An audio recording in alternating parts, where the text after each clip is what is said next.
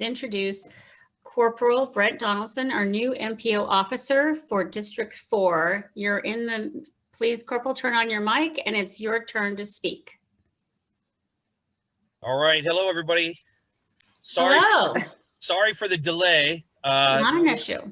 We're working an emphasis here at the some of the big box retailers here on the east side of Vancouver, and we were in the middle of apprehending a suspect. And so our hands were literally full dealing with that, but we are done with that now. So I'm able to attend the meeting. Perfect. Real quick, just a little bit about me, as I've been with Vancouver Police for a little over 15, going on 16 years. I kind of lost track there.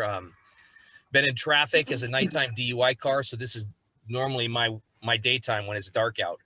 I've been in traffic for the last 3 years as a nighttime DUI car and traffic supervisor, and as a drug recognition expert. And then prior to that, I worked 12 plus years in graveyard patrol. So I'm enjoying the new hours working day shift and interacting with people under normal conditions. I have a background in traffic. I love traffic enforcement. I love making our neighborhoods safer through traffic enforcement. And so that's one of the things that I enjoy doing and working with neighborhoods to help make them safer, so to speak. So that's a little bit about me. Again, like I said, I've been with Vancouver Police for 15 plus years. I have 2 boys. They're 21 and 23. My wife and I have been married for 26 years, and they're the pride of our life. So we work hard for them and to raise them properly. So that's just a little bit about me. Great. So now can you, for our members, can you give a little bit about, well, you just were following up on a crime and safety in our area? Sure. You know, just what you see, and I think a big concern for us has been, you know, people breaking into our mailboxes at this time of year. We have people going through our recycling. And then we also have at night, we have people trying to get into our cars. These are the things that we see in our part of Vancouver. Yes. And I'm still learning neighborhood boundaries out here. Like I said, I primarily worked on the east side, so I know East Vancouver really well, but neighborhood associations, I'm still learning boundaries and kind of where your homes are and things like that. But if I understand this correctly, this is down along Evergreen Highway, down along the waterfront. Correct. We both neighborhood associations tonight. We are Columbia River, which is 164th, and then we go out to Old Evergreen Highway Neighborhood Association, which joins us, you know, on the other side of Ellsworth. Okay. And so we have this stretch along Evergreen Highway. Okay. So one of the things there that I know from my years in patrol, because that's beat 41, and I worked 41 for many years, so I'm familiar with that area. One of the biggest issues is there's really only 2 ways into that neighborhood, either on Ellsworth or on 164th. Correct. So it's difficult for us to get down there quickly for emergencies, because you got to go one way or the other to get down there. And then Leeser, Ellsworth, or 164. Yeah. So that being said, it can be a target-rich environment for criminals because it can be dark down there, and they know that our response time is going to be a few minutes. And so that gives them some time to work through neighborhoods, especially the darker neighborhoods, the target-rich environments where there are cars that are easy to see into, with people leaving lots of valuable property inside. Or the way I equate it is, you know, it's Christmas right now. So you have, you know, how eager kids are to see what's inside the package. You could wrap the trash and they still would be excited to get into it, right? So that's similar to our criminal element, is that they don't care, possibly, if there's a backpack in the car and it looks like it's got something of value in it, they'll break your window to get into it and see, right? So it helps if your cars really they don't have anything of value that appears to the criminal inside, right? If you see cords running from the center dash into the glove box, they think that there might be a cell phone on the end of that, and that's worth breaking a window to get into. So really, if you're going to leave a car out, leave it in a well-lit area, and make sure that there's nothing like a purse sitting out, or a backpack, or a package because you came from the mall, so there's a shopping bag in the back seat. Any of that kind of stuff perks their interest. And so as they're walking through the streets, looking in windows, trying door handles, that's what they're looking for. So if you can remove that stuff, that can be helpful. Secure your car, and then be diligent in noticing anything suspicious in your neighborhood, people walking through the neighborhood that don't normally walk through the neighborhood, going on walks at weird times, right? Or in the middle at 3 o'clock in the morning is not a normal time to go for a walk for most people. Right. People that maybe are wearing jogging attire and jogging, but they're stopping at every third car or something like that. We ask you to utilize our 311 system. If it's not an emergency for 911, then use 311 and call that in. That allows for a call to be dispatched to our patrol units to go out and investigate. Be really good witnesses, describing what you see, what the person's wearing, how many there are. That type of information can be really valuable to us rather than just it was a person wearing dark clothing. Because when we're driving along at night looking to contact people, everybody's wearing dark clothing. Is it a white female? Is it a Right. Hispanic male? What's height, weight, that kind of stuff? Is there anything of distinguished like clothing or cars that they jumped into? Is there a suspicious vehicle parked on the street? Somebody inside smoking a cigarette, you can see the ember burning, and that's just not normal. That's the kind of stuff that can be really valuable to us. Your extra sets of eyes are very valuable because we can't be everywhere. And I know from experience when I worked 41, which is your neighborhood beat, I'm the only car on at night. And if I'm on a call, I can't drive through the other areas of those neighborhoods to look for suspicious activity.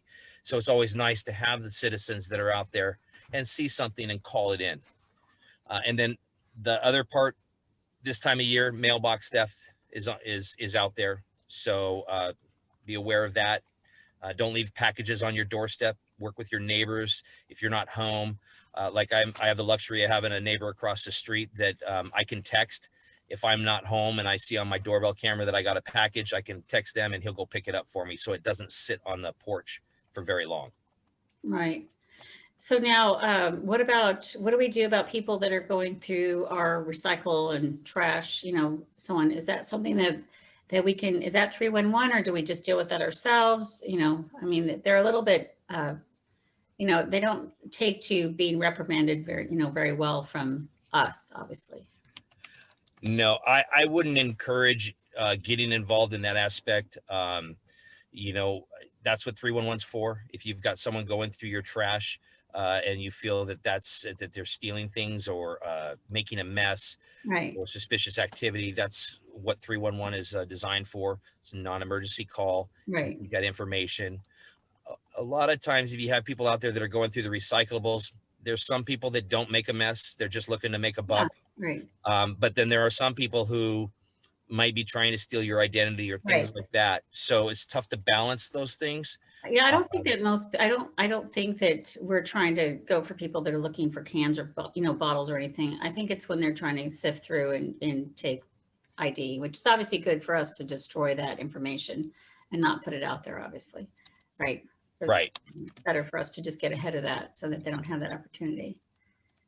And I am typing my information, my contact information into the chat box for you all so that in some of these meetings in the past, there's been some people that have a lot of questions and some of those questions take away from other people and some of them are valuable. I don't mind answering any questions that you guys have. I'm here for you tonight, but I don't want to take away from your agenda either. So if some of you don't want to ask a question in front of everybody else or you prefer to talk to me one-on-one, you'll have that information. Please feel free to contact me for anything. I've had some neighbors contact me about a pesky neighbor with noise or parking issues, and I'd love to help any way I can with that kind of stuff. So feel free to give me a call. Okay, so to let you, to be free to leave, we want to open up any questions from other people in this room. If you can unmute yourself, we have a question for you, because we certainly don't want to keep you in the meeting once you're, a few minutes is left in your session, because we really know you're busy and you're an officer out there to protect and serve. So if there's someone that you have as a question for Corporal Donaldson, please ask it now and you can go ahead and unmute yourself and we can, if you need to field the question or if you feel like he's answered you and you can get back to him a different time, that's also great. So. And if some of you have a question while somebody else is asking it, you can type it in the chat box. That helps me to go through them and just answer them quicker as well. Okay. So, I think everybody's, all right. Janet, do you have any questions? Nope. Mr. Donaldson? Well, thank you. We welcome you into our neighborhood. We're happy to have you. And thank you very much for serving our community. And, I hope to been able to meet you under pleasant circumstances only. No problem. My pleasure. And again, thank you guys for allowing me in to be a little bit late. I appreciate that. Sorry to. Oh, no, you were right on time. You're perfect. So Okay. thank you. You did a great job. And I think you're going to leave a few minutes early. So that's always good, So we're happy. And like I said, we want you to get out there and do what you need to do. And we're happy that you're an officer here in Vancouver. Well, we're over here at the McGillivray Fred Meyer right now. So we're still in really close to your neck of the woods, and we're helping to try and make it a little bit safer over here for shoppers for Christmas holidays. So. Yeah, we want that. We just you take anybody off the streets that's out there to do us harm. And I got a question here in the chat box real quick. Okay. Somebody was asking about the illegal trash dumping along Evergreen Highway. So if you have information like a license plate, suspect information for me, I would encourage you to call 311 as close to when that happens as possible. If you don't have that information and you just notice that there's some trash that needs to be picked up, feel free to give me a call with that information, and I can coordinate with our Talking Trash program to swing by and pick that up quickly so that it doesn't bring problem elements into your neighborhood the longer it sits. Right. No, I guess I have, sorry. Sorry, it was for me. And Brent, is it possible to call Talking Trash ourselves so we don't bother you, or do you still want us to go through you first? Oh, you're no bother. This is my job. I love it. Okay. This is what I am paid to do. And I love interacting with the neighbors and getting to know everybody that lives on the east side of Vancouver. There is, a large chunk. I think the mayor could probably clarify better on this for me, but the population I'm going to guesstimate is around 200,000. So, we got 4 districts across the city. So there's a good chunk of you in each district. So, and there's just one of me. But I love the opportunity to meet each and every one of you if given that chance. So if you see me driving through your neighborhoods, because I do enjoy getting out during the daytime and the evenings and driving through the different neighborhood associations, working a little traffic enforcement when I can and making contacts, please flag me down. I'd love to meet you face to face and or give me a call. Like I said, email or phone. Awesome. Thank you. Well, we want to see you driving through our neighborhoods when you have the time. That's awesome. So Yeah. really. Can I ask something? Yeah, this morning I saw a couple people picking up trash across the road from Mimsy Marsh. Were they sent there, or were they just volunteering that? They weren't sent by me. I don't know anything about that. So that might be someone else better to answer that. Yeah, it was very nice of them to do that. I have a quick question, if I may ask. Sure. My question would be: we live on the section of Evergreen Highway that has the pathway right in front of our house, right by the 205 bridge, and there's a large homeless population that lives underneath the bridge there, just the north side of the bridge area. And we get people that come on down there who are obviously in a mental state. They're talking to themselves, just going left and right, and maybe once a quarter or something you see someone like that. What are we supposed to do, if anything, about that? Are we supposed to call 311 when we see? I mean, they're just walking around talking to themselves. Sometimes they're in the middle of the road. Sometimes they're just on the pathway. They're obviously in a problem. They're obviously mentally disturbed. Some of them, just mentally ill, I think. So the tough thing is determining if they're in crisis or if that's just normal for them. Because sometimes if that's normal for them and they see us, it can provoke, and we don't want to cause that. But if somebody's in crisis, we have different ways of responding to that. So I would maybe channel you through 311 so they can get quick, appropriate response to that issue, and just be as specific as possible with the details as to what's going on, what you're seeing. If they're in the roadway, then they're obviously a traffic safety issue. We don't want them to get hurt, and we don't want them to hurt someone else. If they're on a path, it's causing citizens that would normally use that path to have to divert, things like that. Then, I mean, ultimately it's going to come down to you trying to decide, does it meet the criteria for me to call or not? Or is this just someone just walking through, talking to themselves?